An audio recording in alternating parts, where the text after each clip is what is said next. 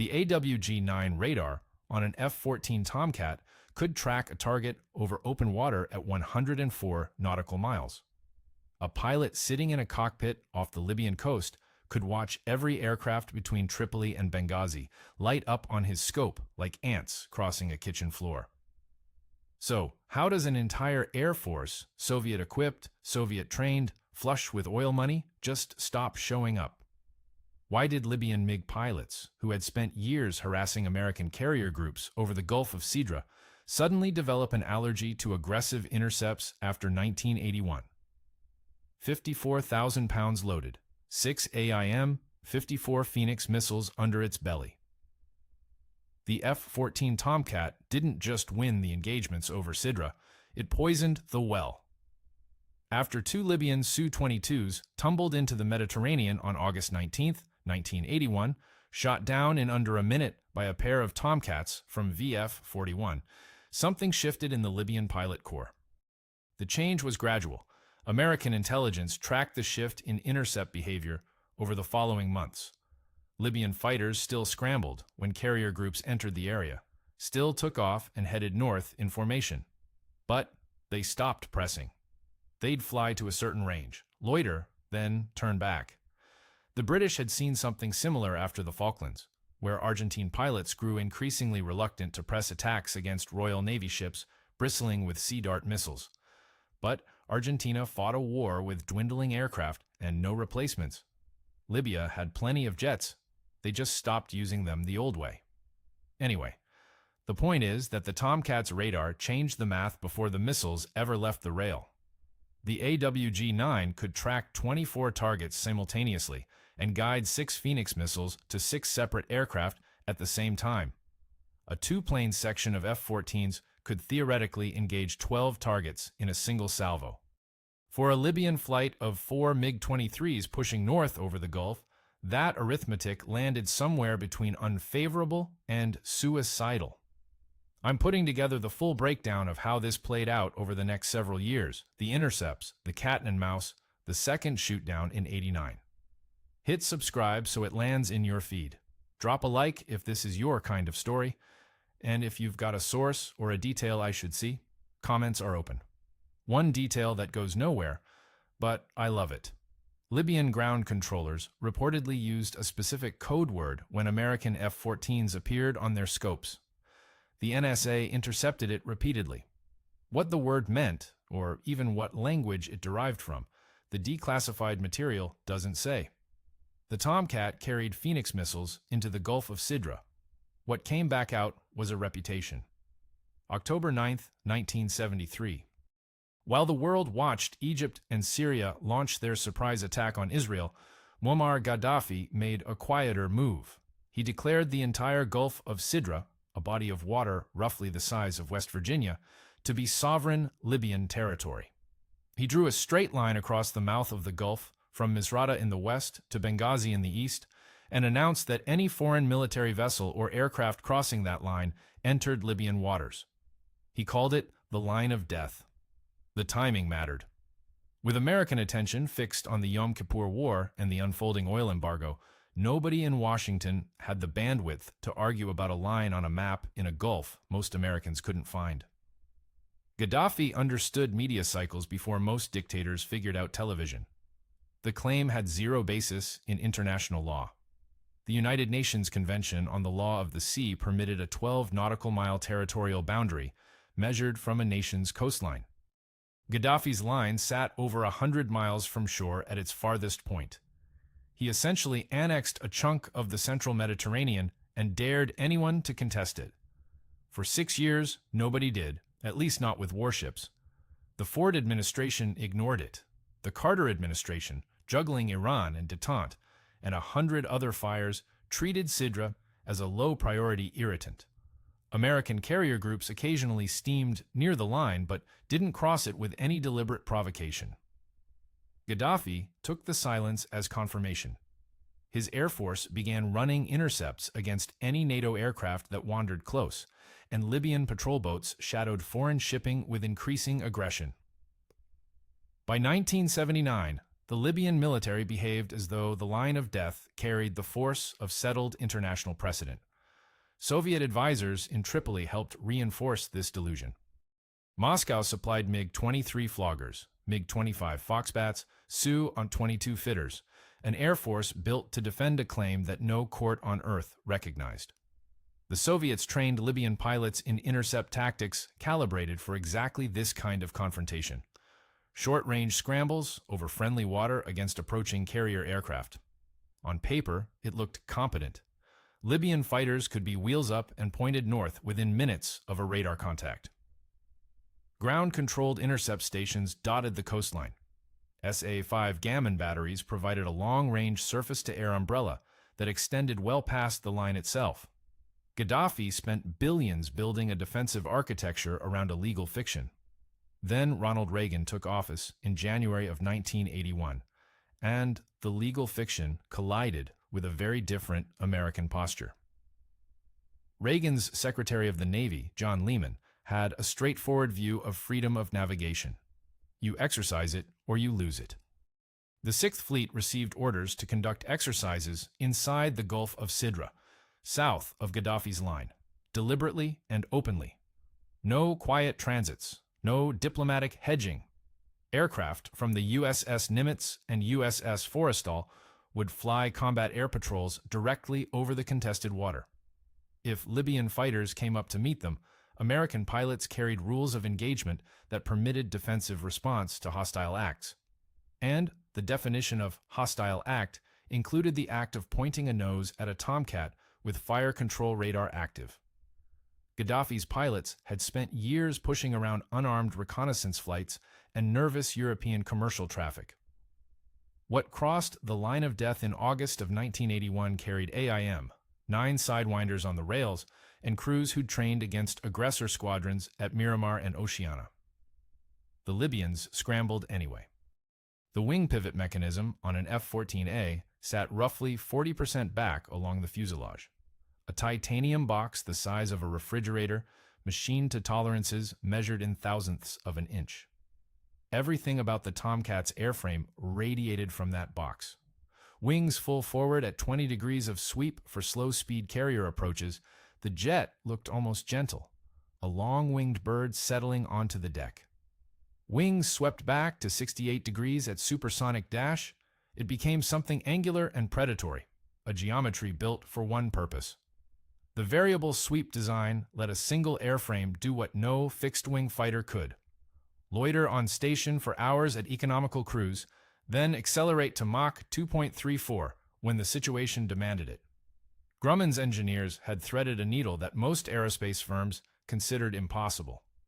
The penalty came in weight and maintenance hours. Every hour of flight time generated roughly 30 hours of wrench turning on the hangar deck. The wings alone required constant hydraulic attention, seals, actuators, bearings that absorbed tremendous stress during high-G maneuvering. Plane captains aboard the Nimitz treated the sweep mechanism the way a surgeon treats a heart valve, carefully.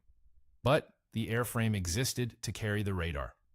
The AWG-9 pulse Doppler system filled the Tomcat's nose with an antenna dish 36 inches across, the largest fighter radar in the Western world.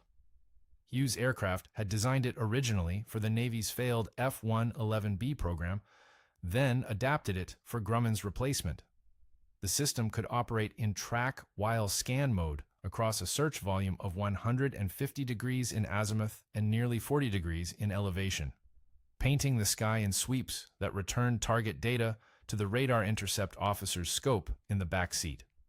At ranges where Soviet-built fighters couldn't even detect the Tomcat's presence, the RIO already had range, bearing, closure rate, and altitude on multiple contacts.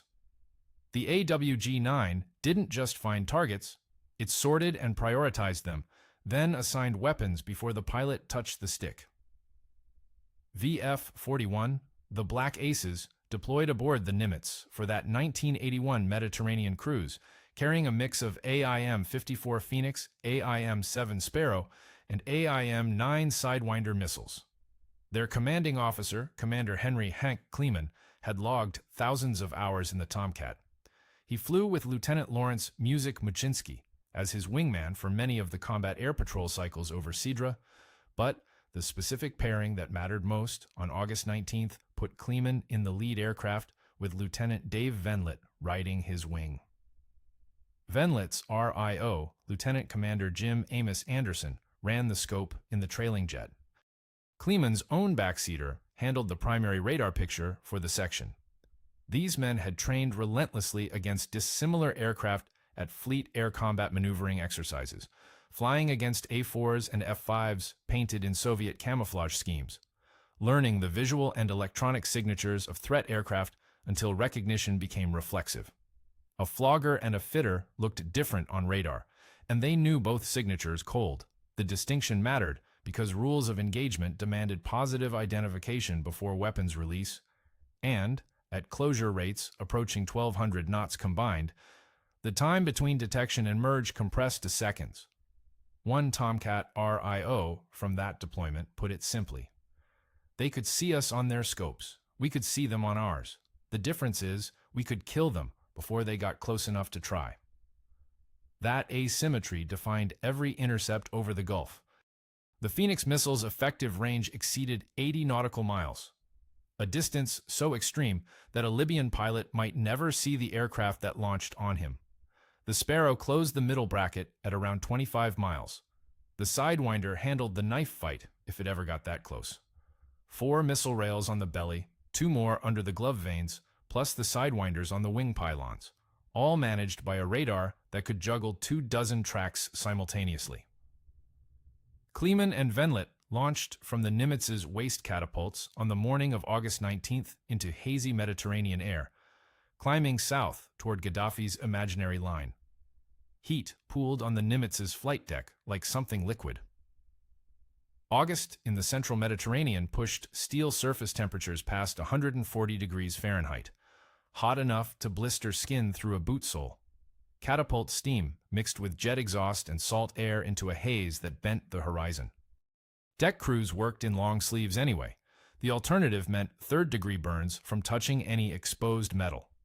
The smell sat somewhere between kerosene and cooked paint. Overhead, Tomcats and Corsairs cycled off the bow and waist cats every 90 seconds during surge operations, each launch punching a concussion through the deck that the crew felt in their teeth. This tempo had a name: Open Ocean Missile Exercise, or OOMEX. It sounded like paperwork. The deck crews knew better. The decision to push the battle group south of 32 degrees 30 minutes north latitude, Gaddafi's line of death, originated in the White House, filtered through the Pentagon, and landed on the desk of Vice Admiral William H. Roden, commander of the Sixth Fleet. Reagan wanted a freedom of navigation exercise that left no room for ambiguity. Lehman wanted it loud. The National Security Council debated timing for weeks during the spring and early summer of '81, balancing provocation risk against the diplomatic cost of continued acquiescence. CIA assessments noted that every month the line of death went unchallenged. Third world naval claims worldwide grew bolder. Peru had declared a 200-mile maritime zone. Brazil followed. The precedent metastasized. Sidra became a test case not because Libya mattered militarily. It didn't, not really. But because the principle of free navigation through international waters underpinned the entire American maritime strategy. If a colonel with oil revenue could redraw the map of the Mediterranean, what stopped the Soviets from claiming the Sea of Okhotsk? Roden received his operational order in late July. 2 carrier battle groups, the Nimitz and the Forrestal, plus escorts. Over 100 aircraft between them. The exercise would involve live missile firings, anti-submarine warfare drills, surface combatant maneuvers, all conducted deliberately inside the contested zone. Gaddafi would see the scope of American naval power operating in waters he claimed to own, and the world would watch him fail to do anything about it. Libyan intelligence picked up the deployment almost immediately. Sources conflict on whether the tip came from Soviet satellite reconnaissance shared through military liaison channels or from Libyan signals intelligence stations monitoring Sixth Fleet communications. Either way, Tripoli knew the Americans approached with combat-loaded aircraft. Gaddafi's response followed his usual pattern. Defiant rhetoric on state radio, followed by orders to scramble interceptors against any American aircraft south of the line. His ground-controlled intercept officers received standing instructions to vector fighters toward approaching formations aggressively. Soviet advisors in-country reportedly cautioned against direct engagement with a full carrier battle group. The Libyan Air Force command structure, such as it existed, split between officers who trained in the Soviet Union and understood what two Tomcat squadrons represented, and political officers loyal to Gaddafi who treated retreat as treason. That tension sat unresolved in every cockpit that taxied to the runway at Gaddafi Air Base on the morning of August 19th. Pilots strapped into Su-22s knowing the Americans had crossed the line. Their radar warning receivers confirmed it. Somewhere north, Kleeman and Venlet's Tomcats held a racetrack pattern at 20,000 feet. Scopes painting everything that moved. The lead Su-22 fired first. At 07:15 local time, Kleeman's RIO called two contacts bearing south, closing fast, descending through 15,000 feet. The Libyan pair had launched from Gaddafi minutes earlier and come north under ground-controlled intercept guidance on a direct heading for the Tomcat section. Standard Soviet-trained intercept profile, nose-on, high speed, minimum time in the merge. Kleeman turned into the approaching contacts. Venlet followed, offset to the right. The two Tomcats and two Fitters drove toward each other at a combined closure rate somewhere north of 1,000 knots, which meant the distance between detection and decision shrank to a sliver of time so thin you could cut yourself on it. The lead Fitter pilot, his name does not appear in any declassified American document, launched an AA-2 Adel missile head-on at Kleeman's aircraft. The Adel tracked on infrared. From the front aspect at that range, the Tomcat's twin TF-30 engines presented a marginal heat signature at best, masked by the airframe itself. The missile failed to guide. It corkscrewed past Kleeman's jet and vanished into the Mediterranean haze below. That launch constituted a hostile act under the rules of engagement. No ambiguity remained. Kleeman broke hard left, pulling into the lead Fitter as it passed through the merge. The Su-22 carried its wings swept back at full 63 degrees for the high-speed run, a configuration that gave decent straight-line performance but turned the aircraft into a barn door in any kind of turning fight. The Fitter pilot tried to reverse. Kleeman rolled in behind him inside of 8 seconds and put an AIM-9 Lama Sidewinder into the tailpipe from less than a mile. The missile tracked perfectly. The Su-22 came apart in a fireball that left a black smear across the sky at 14,000 feet. Venlet killed the second Fitter roughly 20 seconds later. His geometry differed slightly. The wingman Fitter had broken right after the merge, pulling away from Kleeman's engagement, and Venlet converted on the turn with a high-angle snapshot. His Sidewinder caught the Libyan fighter in a descending left bank. The pilot ejected. American sources confirm the parachute deployed. 60 seconds. 2 missiles, 2 kills, no American damage. The entire engagement from first radar contact to second fireball lasted barely longer than a commercial break. The AIM-9 Lima made this possible. It represented a generational leap over every previous Sidewinder variant. Earlier models, the Bravo, the Delta, the Golf, the Juliet, required a tail chase shot. The pilot had to maneuver behind his target, point the seeker head at the hottest part of the exhaust plume, hear the acquisition tone growl in his headset, and fire from a narrow cone behind the enemy aircraft. This constraint shaped dogfighting doctrine for 2 decades. Every engagement revolved around getting behind the other guy. The Lima changed the math entirely. Its indium antimonide seeker operated across a wider infrared band, sensitive enough to track the aerodynamic heating on a target's leading edges and canopy, not just engine exhaust. For the first time, a Sidewinder could kill from the front quarter, the beam, the high side, almost any angle with sufficient thermal contrast. The British proved the point 8 months later over the Falklands, where Royal Navy Sea Harriers armed with the same AIM-9 Lima shot down Argentine Mirages and daggers in head-on passes that older Sidewinders couldn't have attempted. 23 kills with 26 missiles during that war. absurd numbers. But that's beside the point. What mattered over Sidra on August 19, 1981, is that Kleeman and Venlet didn't need to chase their targets. The moment those fitters flew past and tried to separate, the Lima turned what should have been a developing fight into an execution. The old doctrine assumed you'd need 30 seconds to a minute of maneuvering to achieve a firing solution after the merge. The Lima compressed that to the time it took to roll wings level and squeeze the trigger. Somewhere on the Nimitz's bridge, the air warfare commander watched 2 radar tracks disappear from his scope in rapid succession. The combat air patrol frequency carried Kleeman's voice, reporting Splash 2. Then silence on the tactical net for a long beat, the kind of silence where everyone processes what just happened before the radio discipline kicks back in. 11:47 local time, August 19th, barely 4 hours after the shootdown. Libyan state radio broadcast Gaddafi's response. The Americans had committed an act of international terrorism. His pilots had been on a routine training flight. The engagement occurred over Libyan territorial waters. Every claim contradicted the physical evidence, the radar tapes, the fact that one of his pilots had fired an atoll first. None of that mattered to the intended audience. Gaddafi spoke to the non-aligned movement, to the Arab street, to anyone inclined to believe that American carriers existed solely to bully smaller nations. He demanded an emergency session of the United Nations Security Council. He recalled ambassadors, severed diplomatic contacts with Washington, and threatened retaliation against American interests across North Africa and the Middle East. The retaliation never materialized. What happened instead unfolded quietly, across months, visible only to intelligence analysts monitoring Libyan air operations from stations in southern Italy and aboard Navy electronic surveillance aircraft orbiting the central Mediterranean.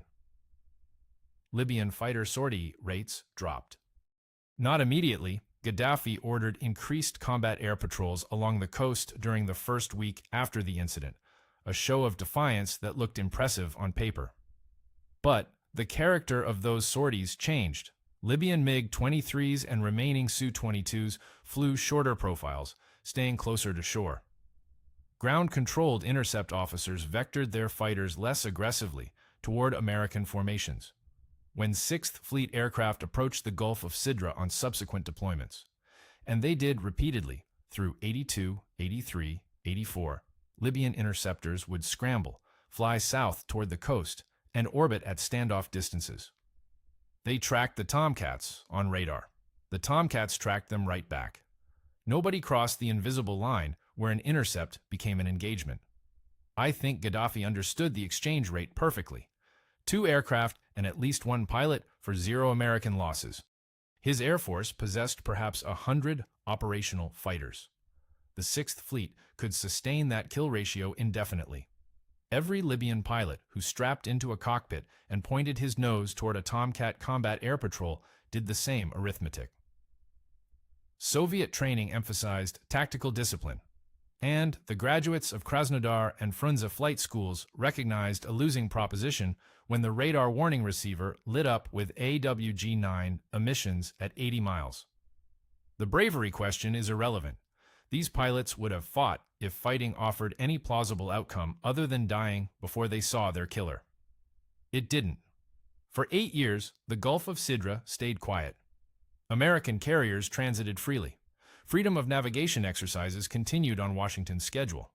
Gaddafi kept talking. His pilots kept their distance. "We've got bogeys on the nose."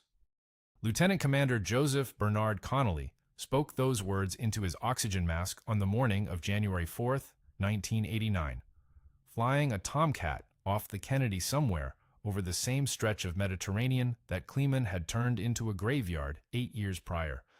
Different ship, different squadron, different decade, same piece of ocean. VF-32, the Swordsman, carried the Combat Air Patrol mission that morning, and Connolly sat in the front seat of the lead aircraft with Commander Leo Enright as his RIO. Their wingman, Lieutenant Herman Cook III, flew with Lieutenant Commander Stephen Collins in the backseat. 4 men in 2 jets holding a racetrack pattern north of the Gulf of Sidra at 20,000 feet, watching their AWG-9 scopes paint contacts lifting off from Al-Bumba airfield near Tobruk. So what changed between 81 and 89? The Libyans upgraded. MiG-23 Floggers replaced the older Fitters in the intercept role. Variable geometry fighters with a look-down/shoot-down radar, AA-7 Apex missiles capable of semi-active radar homing at ranges out to 20 miles, and enough thrust to sustain Mach 2.3 in a clean configuration. On paper, the Flogger closed the gap. Soviet pilots respected the airframe. Egyptian MiG-23s had given Israeli F-16s genuine problems during border incidents in the early 80s. The aircraft demanded attention. But the Tomcat had evolved too. The Swordsman's F-14As carried the same AIM-9 Lima Sidewinders that killed the Fitters over Sidra, plus AIM-7 Mike Sparrows with improved monopulse seekers that resisted Soviet-style jamming far better than earlier variants. Connolly's jet also mounted a TARP's reconnaissance pod on the belly station, an odd detail that played no role in what followed, but confirms the mission originated as a routine surveillance sweep, not a deliberate provocation.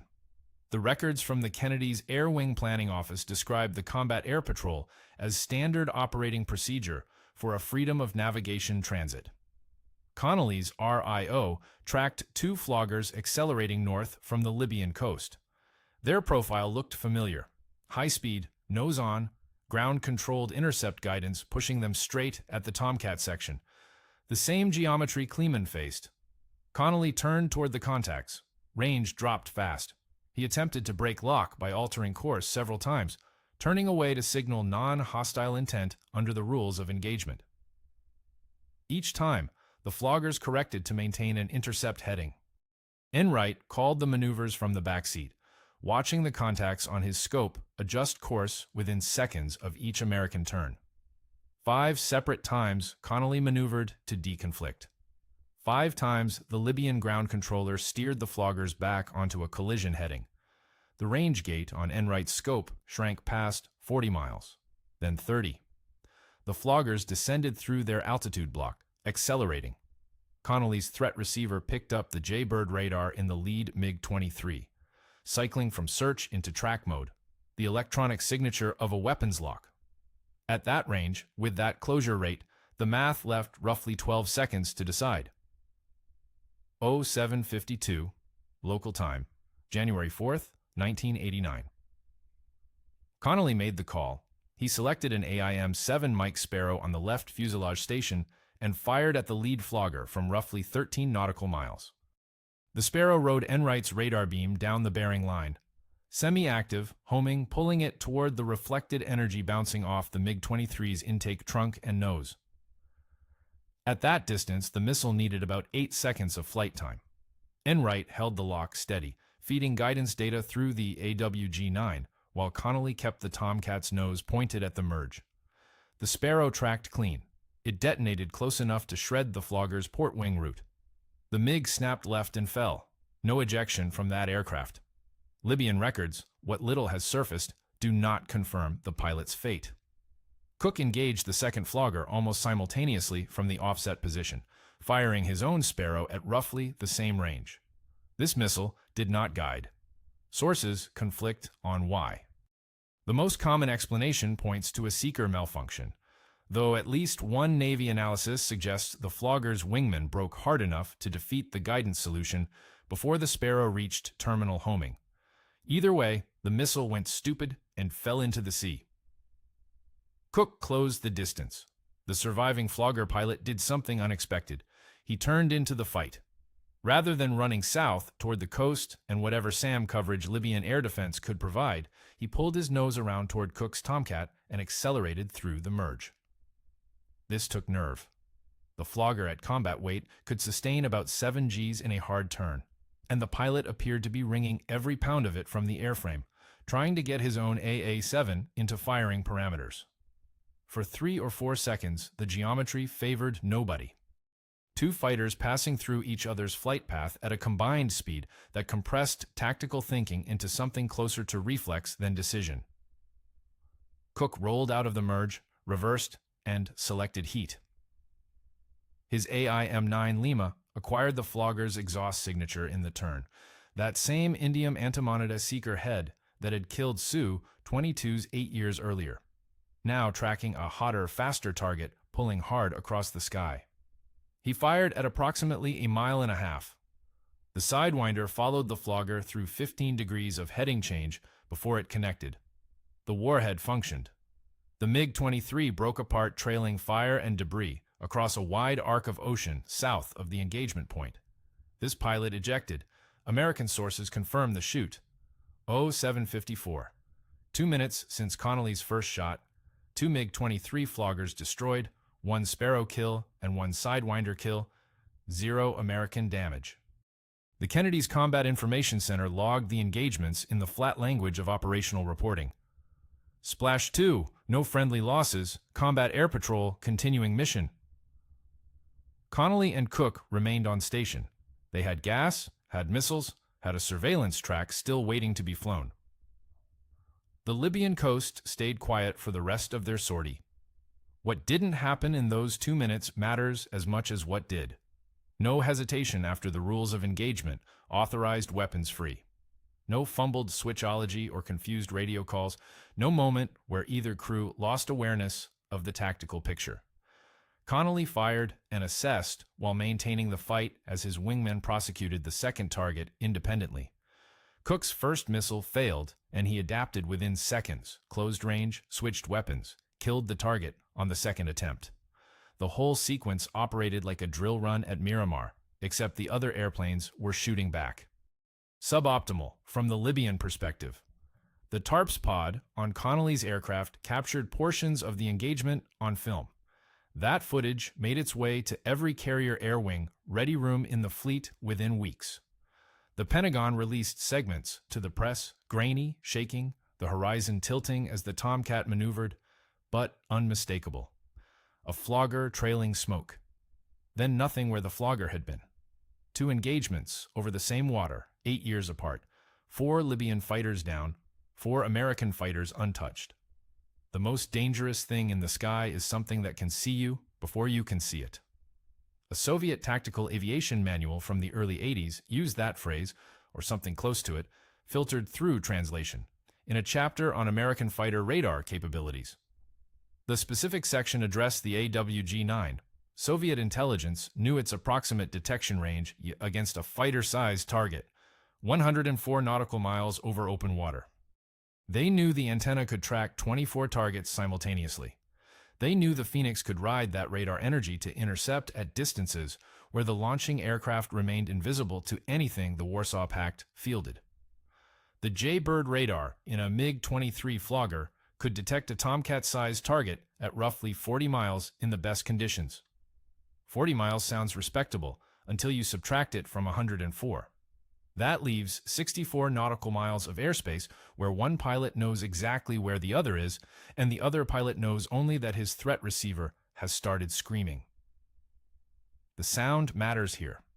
A Soviet pattern radar warning receiver, the Serena series fitted to Libyan Floggers, produced a pulsing tone when illuminated by a search radar.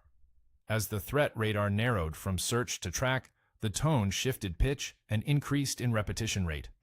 A fast, high warble meant someone had locked you up. In a Flogger cockpit already filled with engine noise, turbine whine bleeding through the canopy seal. Wind roar building past Mach 1. That warble cut through everything.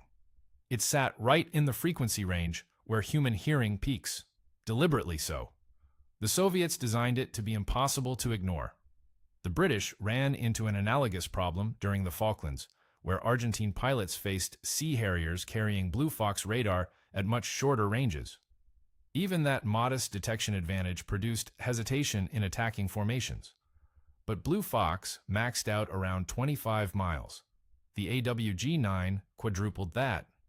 Anyway, Libyan pilots flying north toward a Tomcat combat air patrol heard that warble start at ranges where their own radar showed empty sky. Nothing on the scope. Nothing visible through the canopy.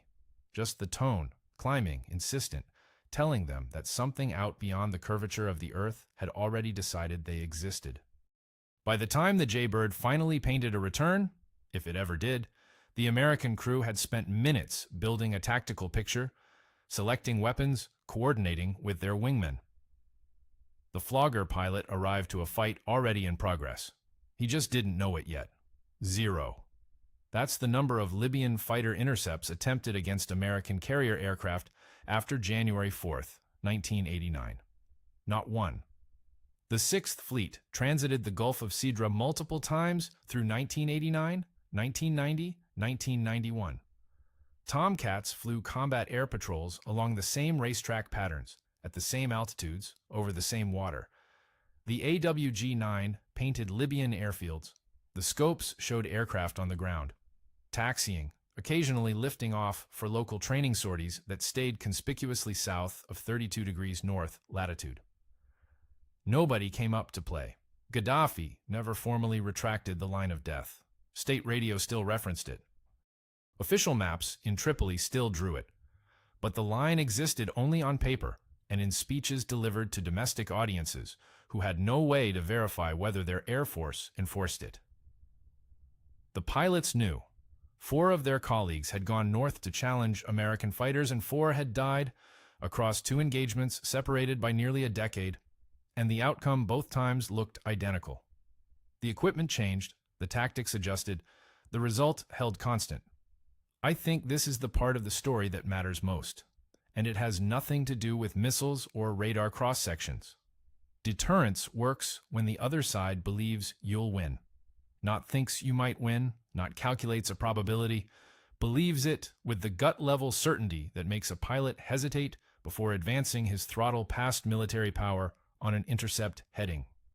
The Libyan Air Force possessed, by 1989, somewhere between 150 and 200 combat aircraft, depending on which intelligence estimate you trust.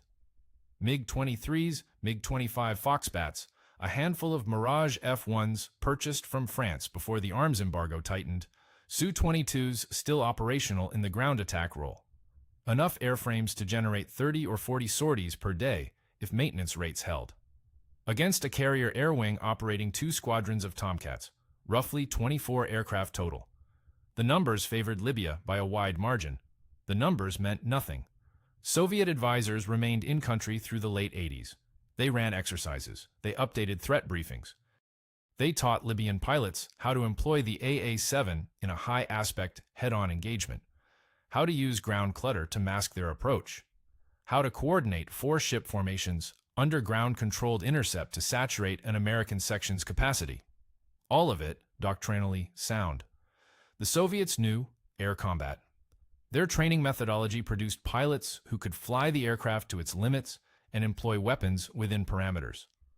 What Soviet doctrine could not account for, what no amount of classroom instruction or simulated intercept profiles could fix, sat 64 nautical miles beyond the edge of Libyan radar coverage, already tracking and sorting, already deciding which target to kill first. A DIA assessment from 1990 used the phrase operationally paralyzed to describe Libyan Air Force intercept capability against naval aviation assets. Their word. The report attributed the paralysis not to equipment shortfalls or pilot training deficiencies, but to what it called demonstrated inability to survive engagement. The analysts drew a straight line from August 1981 through January 1989 and projected it forward. They concluded that absent a generational leap in Libyan sensor technology, something far beyond what Moscow seemed willing to provide, no combination of available tactics could produce a survivable intercept profile against F-14 combat air patrols operating with E-2 Charlie Hawkeye support. Gaddafi spent billions on his air force across 2 decades. The Americans spent 2 Sidewinders and 2 Sparrows. You can do the math on cost per effect, but you'd need a lot of zeros. 1991. Desert Storm. The Tomcat flew into Iraqi airspace carrying the same radar that had owned the Gulf of Sidra for a decade.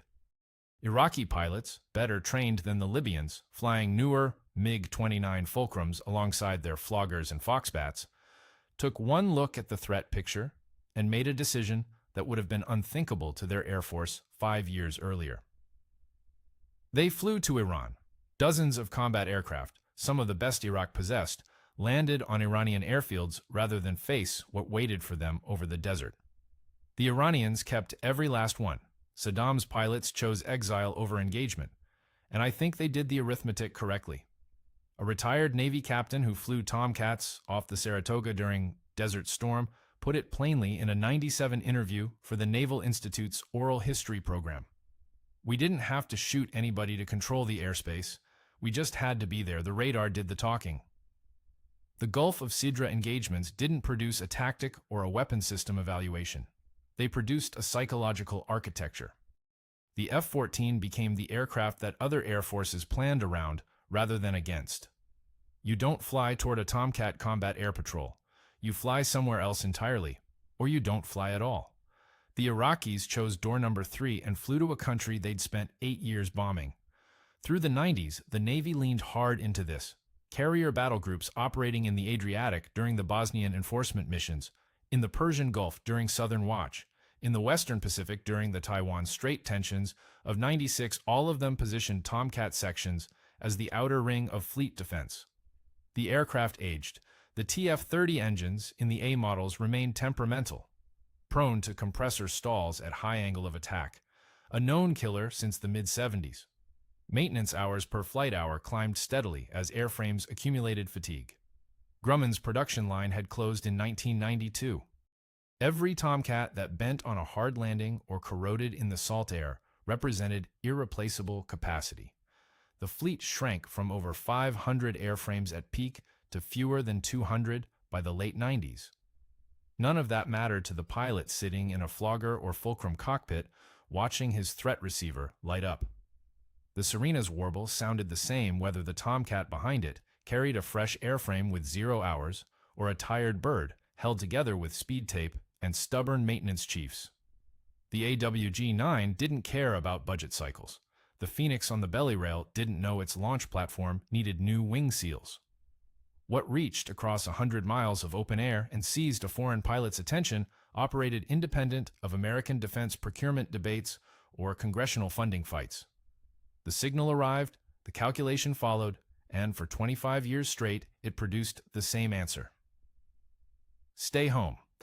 Somewhere over the Gulf of Sidra, a Tomcat crew flew a combat air patrol on a Tuesday in 1990, and nothing happened. Nobody scrambled from Al-Bumba or Gordabia. The AWG-9 swept its cone south across empty sky, found nothing airborne worth mentioning, and the crew flew home trapped aboard the carrier, filled out their paperwork, ate dinner. The sortie log recorded flight hours, fuel expenditure, weapons status, all rounds carried, all rounds returned. Multiply that by every Tomcat sortie flown over the Gulf of Sidra from January 5, 1989 forward. Hundreds of sorties, thousands of flight hours, not a single engagement, 4 kills across 2 fights. That's the number people fixate on. The number that mattered sat in a different column entirely. Libyan Air Force intercept sorties against 6th Fleet assets, 1989 through 2003, 0. 14 years of American carriers translating contested airspace with the same impunity they'd enjoy crossing Lake Michigan. The smaller force didn't just prevail, it rendered the larger force irrelevant through the simple, repeated act of showing up with better radar and a demonstrated willingness to use it. An odd detail I can't leave out, even though it goes nowhere. A 1992 CIA country assessment on Libya devoted 11 pages to Gaddafi's chemical weapons program, 6 pages to his nuclear ambitions, and exactly 1 paragraph to his Air Force's ability to contest American naval aviation. 1 paragraph. The analyst described Libyan air-to-air capability as negligible against carrier-based opponents. 11 pages on mustard gas. 1 paragraph on an Air Force that fielded 200 jets.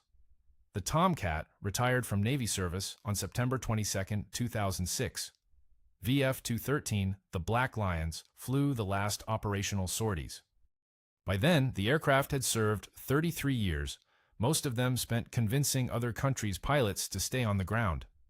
The Super Hornet replaced it, a fine aircraft, more reliable, cheaper to maintain, lacking entirely the Tomcat's ability to make enemy air forces experience collective paralysis at 100 miles. The AWG-9's spiritual successor, the APG-73, flew in the F-14D, but only a handful of D models ever reached the fleet.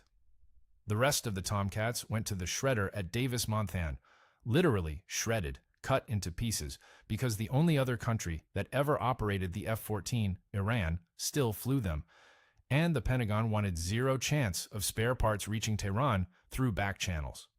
The Navy destroyed its own legend to deny parts to a country that bought the aircraft in 1976. Darkly funny, if you sit with it.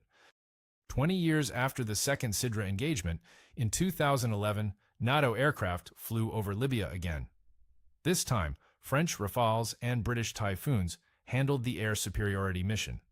Gaddafi's Air Force, the same force that had refused to challenge Tomcats for 2 decades, managed to generate a handful of sorties before coalition strikes destroyed most of its aircraft on the ground. The whole thing collapsed in days. Libyan pilots who'd spent careers avoiding combat over water proved equally reluctant to fight over their own territory. The institutional muscle memory of avoidance, bred into the force across 14 years of staying below 32 degrees north, transferred cleanly to a new threat. Different enemy, different aircraft, same calculation, same answer. Gaddafi died in a drainage ditch outside Sirte on October 20th, 2011, dragged out by rebels who found him hiding. His Air Force, the one he'd spent billions building into an instrument of sovereign prestige, flew not a single sortie in his defense. A Navy operational summary covering 6th Fleet Mediterranean deployments from 1981 through 1991 categorized the Gulf of Sidra engagements under a heading that captures the whole absurd, lopsided, quietly magnificent story better than anything I could write. The heading read, Presence Operations Successful.